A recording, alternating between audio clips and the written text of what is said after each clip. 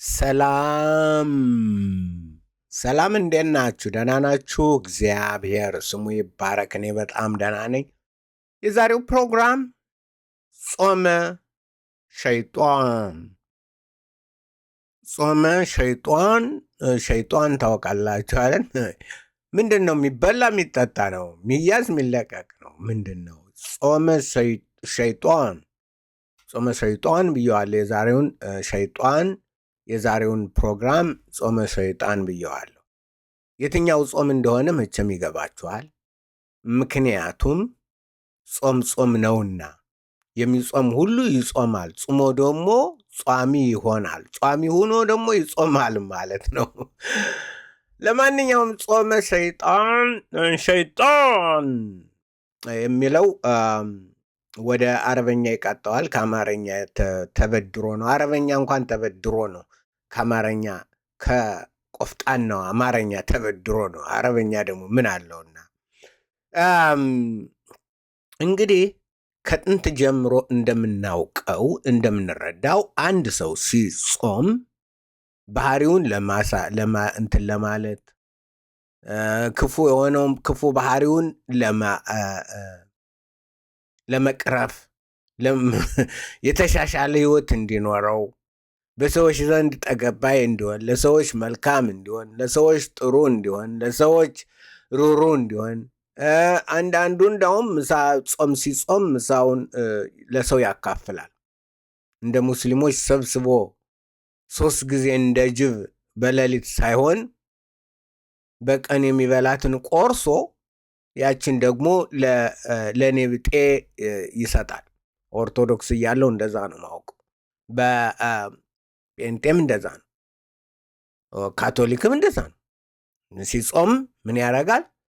ጾሞ ያው ባህሪውን እንትን ለማለት አንተ ደግሞ እንዲህ የጾምክ እንዲህ ትናገራለህ ይባላል አይደል? ጾመኛ አይደለም? አይ እኔ በቃ ጾመኛ ነኝ፣ ክፉ አልናገርም ይባላል። እንደዛ የአላህ ጾም ግን የተለየ ነው። የአላህ ነገር የገላቢጦሽ ነው። የተገላቢጦሽ ለምሳሌ ከቁርአን መጽሐፍት ውስጥ ነቢዩ ሙሐመድ ሰለላሁ ዐለይሂ ወሰለም ያጻፏቸው መጽሐፍ እንኳን አይጽፉም። ምኑን አውቀው ይጽፋሉ? ማንበብ አይችሉ፣ እንትን ማለት አይችሉ። እና የመጨረሻው እንትን ሱረቱ ታውባ ይባላል። ተውባ ማለት ምን ማለት ነው? የንስሐ ሱራ ማለት ነው። የንስሐ መጽሐፍ ማለት ነው። ንስሐ ነቢዩ እንዲያው ያን ሁሉ አድርገው ሕፃናት ደፍረው ምን አድርገው መጨረሻ ንስሐ ልግባሉና የንስሐ መጽሐፍ ጻፉ። ሱረቱ ታውባ ይባላል። ያ ሱረቱ ታውባ ምንድን ነው የሚለው? ካቲሉ አላዲና ነው የሚለው። ላ ዩሚኑ ቢላህ፣ በአላህ የማምነውን ሁሉ አንገቱን ቅላልኝ፣ እዚህ ምድር አስወግደው። በአላህና በነቢዩም አያምነውን ጠቅላላ ከቁርአን መጽሐፎች ውስጥ ክፉ መጽሐፍ የትኛው ነው? ሱረቱ ታውባ ነው። እና የተገላቢጦች ነው ለማለት ነው። እና የነዚህ ደግሞ ረመዳን ጾም ሲባል ደግሞ ብዙውን ጊዜ የሚያደርጉት ሰዎችን መሰዋት ነው። ይሄ ነው ሰዎችን መሰዋት። እና እኒህ ሽማግሌ ግብፃዊት እናት ናቸው። እቺ ትንሽ ልጃቸው ልጅ ትሆናለች። ልጅ ብቻ ተወስዳባቸው ነው። ወስዳው በየዓመቱ በሮመዳን እንደዚህ ያደርጋሉ። አንዴ የጳጳሱን የግብፁን እንትን ሚስት ወስደዋል። በተለይ የግብፅና የፓኪስታን ሙስሊሞች ሰዎች ናቸው ማለት አይቻልም። ጾማቸው ሲመጣ ከሰውነት ያወጣቸዋል። ጾም ሳይኖር እንዲያው ደህና አብረው መኖር ይችላሉ። ጾም ሲመጣ ግን ያው ማፈንዳት፣ ማጥፋት፣ ሄደው እንትን ማለት ያው ነው። ረመዳን ጾም ሲመጣ በተለይ መስማት የማይፈልገው በአሁኑ የምዕራቡ ዓለም መስማት የማይፈልገው ምንድን ነው? አላሁ አክበር የሚለውን። ምክንያቱም አላህ አክበር ካለ ነገር መጣ ማለት ነው። እና ዛሬ እናንተንን ላሳስብ የምፈልገው እንድንጸልይላቸው ነው፣ ለእነዚህ ቤተሰቦችና ለሌሎችም በሙስሊም ሀገር የሚኖሩ ክርስቲያኖች፣ ክርስቲያን ላልሆኑ ለሌሎችም በሰላም እንትን እንዲሉ። ምክንያቱም ሮመዳን ሲመጣ አላህ መስዋዕትን የሚቀበልበት ዘመን ነው፣ ጊዜ ነው ማለት የአላህ ጊዜ ነው። እና ተረጉምላችኋለሁ። ቅድም እንትን ብየው ነበር። ይኸው እንትን እያሉ ነው፣ እያለቀሱ ነው። በቃ ያረቢ ያረቢ፣ ጌታ ሆይ ጌታ ሆይ ያረቢ። هي هاي هدية اللي أعطوها للمسيحيين ይሄ ነው የአላህ ሃይማኖት እንዲህ ነው ነው። የእነዚህ ሃይማኖት እንደዚህ ነው። ሃይማኖታቸው የአላህ ሃይማኖት ይሄ ነው። في شهر رمضان ስራቸው ይሄ ነው። በሮመዳን ወር في بداية شهر رمضان በመጀመሪያውም ከመጀመሩ ገና ሮመዳን ከመጀመሩ تبدأ عمليات خطف المسيحيات እነዚህ ሙስሊሞች በክርስቲያኖች ላይ የሚያደርጉት ግፍና በደል ይሄ ነው። በቃ ሰዎችን ይሰዋቸዋል። فرحانين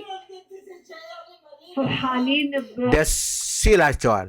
በጣም ደስ ይላቸዋል። حزن هذه الأم على بنتها በዚች እናት በእንደዚች አይነት እናት ስለ ልጇ በምታለቅሰው ልቅሶ ደስ ይሰኛሉ። نصلي للرب يسوع المسيح انه يعطي للحكومة المصرية الحكمة انه ترجع هذه الطفلة ወደ ጌታ ኢየሱስ ክርስቶስ እንጸልይ። ለግብፅ መንግስት ሁክማ እንዲሰጠው ሁክማ ወይም ደግሞ ጥበብ እንዲሰጣቸው ለመንግስቱ እና እችንን ህፃን እነዚህን እችን ልጅ እንዲመልሱ لأمها وأبوها ለእናትና ለአባት እንዲመልሱ እኒህን ሴትዮ ከልቅሶ እንዲያቆሙ ማለት ነው። እንጸልይ باسم يسوع المسيح በጌታ በኢየሱስ ክርስቶስ ስም። ይሄ ነው። ምን ታረጉታላችሁ? አላህ ይሄ ነው የአላህ ሃይማኖት።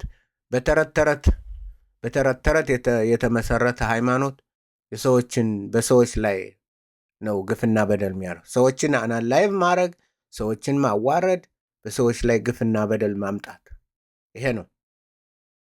እኛ ግን መድኃኒታችን ኢየሱስን አለን። ማንም ምንም ቢሆን የእግዚአብሔር ልጆች እሱ አይጥላቸውም፣ ይወስዳቸዋል። የሚመጣበት ጊዜም አለ።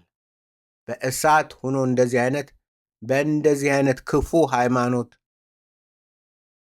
ነፍስ አጥፊ ሃይማኖት የሚመጣበት ቀን ቅርብ ነው። ሙስሊሞች ንስሐ ብትገቡ ይሻላችኋል፣ ብትመለሱ ይሻላችኋል። ምክራችን ያን ነው። ከእንደዚህ አይነት ይህንን አርጌ በሰማይ እኖራለሁ ምትል ከሆን የመጨረሻ ሞኝ ነህ። ምንም አታውቅም ወይም ምንም አታውቂ። ኢየሱስ ጌታ ነው። ኢየሱስ ንጉሥ ነው፣ ይፈርዳል። የሚፈርድበትም ጊዜ ሩቅ አይደለም። ስለዚህ ወገኖች ጸልዩ፣ ሸር አድርጉ፣ ላይክ አድርጉ፣ ሸር አድርጉ ሌሎች ይጸልዩ፣ ይስሙ። ደህና ሁኑልኝ። ጌታ ኢየሱስ ከሁላችሁ ጋር ይሁን።